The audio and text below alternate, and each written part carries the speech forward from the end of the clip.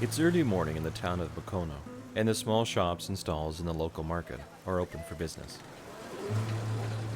6-year-old Fred has come here with his mother, Sissy, just as he does every day. Sissy struggles to make a living and provide for her family by selling vegetables and charcoal. On a good day, she'll earn about $1.50. Fred should be in school, but he spends most of his day with his mother and does his best to stay hidden. Fred was born with a cleft lip and palate. All his life, other children have teased and ridiculed him. Some people believe he is cursed and are afraid to even be near him. Sometimes people throw stones at him. Fred has learned to stay out of sight, to hide in the shadows. It's just easier that way.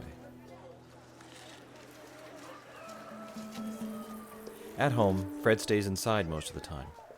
He can only watch as other kids play and laugh outside. His whole world consists of his family's one-room house and his mother's vegetable stand. It's actually a miracle Fred has lived at all. Children born with cleft palates can't feed or swallow food properly, and here in Uganda and many parts of the developing world, without surgery, most die within the first year. But Sissy was determined. She didn't give up on Fred. Slowly and patiently, she fed him a mixture of milk and mashed bananas. A few of the neighbors, who have become used to Fred and accepted him, call him a nickname that translates survivor. Fred's biggest dream is to go to school, but without surgery to repair his lip and palate, it isn't likely he'll ever go. He can't form words properly and his speech is slurry and difficult to understand. And with the appearance of his face, he would have to endure constant ridicule and isolation. Some societies in Uganda do think that people with cleft lip and palate are cursed, got a curse from God.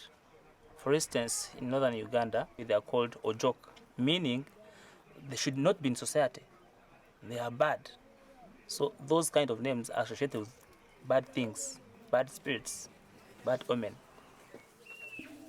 Poverty is trapping Fred in a life of exclusion and loneliness. There's no escape for him. His father, Yusuf, earns what he can as a construction laborer, but there hasn't been much work for years now. All the money he and Sissy managed to scrape together has to go for food and rent.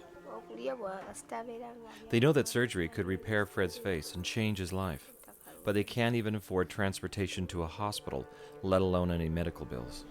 Twali agadde ayambibwe bamulongoose emimwa egyo adde engulu bulungi n'okuyambibwa okuba ng'asoma.